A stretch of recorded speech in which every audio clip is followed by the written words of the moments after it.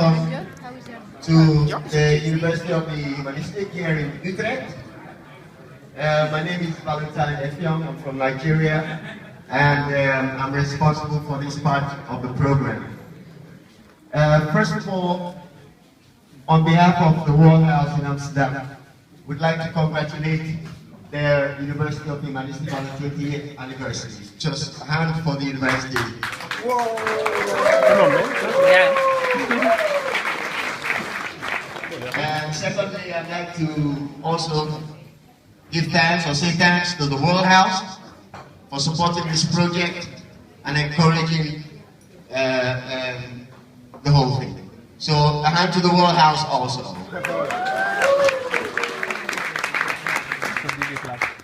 This part of the program is called Africa in the Picture. It consists of 12 watercolors that I made and that are hanging on the wall beside you. As a young boy, I often heard Africa being referred to as the dark continent, inhabited by primitive savages. I often wondered why. One day on the way to the market, I asked my grandmother, why is Africa being referred to as the dark continent? She looked down at me and said, anybody who refers to Africa as the dark continent is ignorant. Africa is only dark when the sun goes down at night. And then she added, and that made quite a lot of sense to me, and then she added that there were parts of this world that didn't see sunlight for months and months and months through the year, and those parts were so cold that people had to burn fire in their houses to keep themselves warm. And I wondered, and she said to me, now those are real dark places. And I experienced this when I first visited Europe when I was a young boy after the Nigerian Civil War. So, why was Africa referred to as the dark continent? I finally came to the conclusion that those phrases were coined by those who were trying to convince the world that they had the justification for going into Africa to save it from itself, to enlighten and civilize those barbaric savages.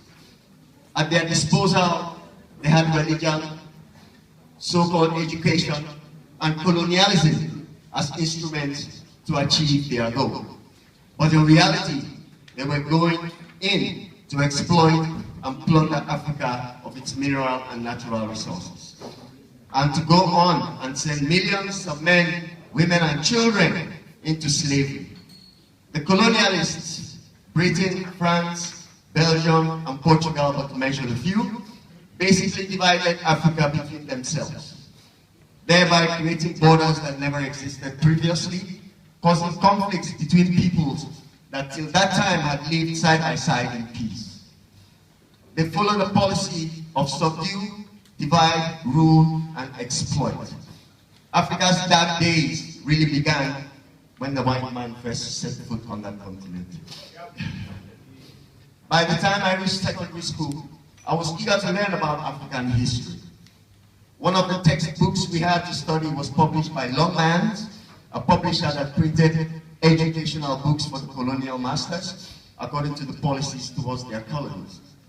To my surprise, the very first chapter of that book basically told me that Africa did not have a history. According to Longmans, the reasons that records of historical events could not be trusted was because they were handed down verbally from mouth to mouth and from generation to generation, making them untrustworthy. Of course, nothing could be further from the truth. Keepers of ancient knowledge were very well respected and had no reasons to give false information about past events. And there were other ways that history was recorded, in the music, the dances, and the arts. Those types of educational books told outright lies, denying the now well-known fact that apart from the verbal transfer of information, there were also alphabetical systems in many parts of Africa that were in place and were recording historical events. It is now a known fact that stretching from North Africa through to the south, there were cultures that had developed complicated and sophisticated alphabetical systems. A few examples are the Ethiopic systems of Ethiopia, the Bassa and Vai systems of Liberia, and the Mende from Sierra Leone, and the Osmania from Somalia, just to mention a few.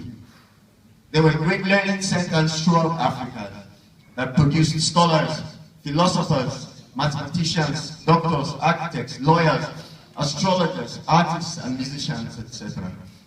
There were extensive trade routes crisscrossing the whole continent. Ideas, traditions, and cultures were exchanged, and society was well structured. You had councils of elders, you had kings, advisors, and lawmakers. There were great artistic traditions, like the metal workers of Benin, the terracotta of Ife, and the Nok peoples. There were representations of distant galaxies found in caves of the Dogon peoples of Mali. There were remnants of great architectural structures found in what is now Zimbabwe, Ethiopia, and Jele in Mali, and indeed throughout Africa. Some of those structures stand to this very day. But yet, the colonialists refused to believe or admit that primitive savages were capable of such achievements. Admitting this fact would make their reasons for civilizing Africa quite absurd. It would be like they intended to go to Africa to teach monkeys how to climb trees. So they invented the dark continent myth to justify to the world their own dark intentions. Their atrocities have been well documented. Whole cultures and traditions were destroyed, and their treasures plundered and looted to adorn museums and institutions throughout Europe and beyond.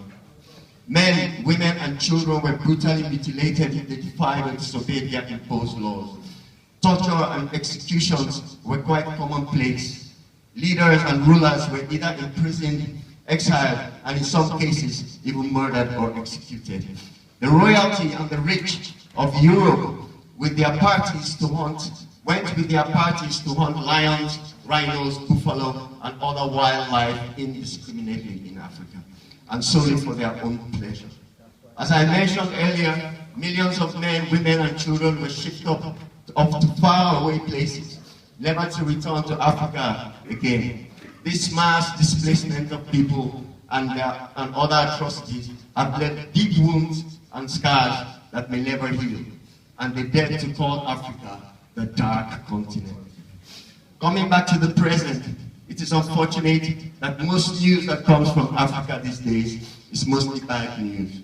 The world hears of poverty, disease, famine, wars, corrupt governments, and dictatorships, economic decline, terrorism, national, I can go on and on, yes, and even piracy.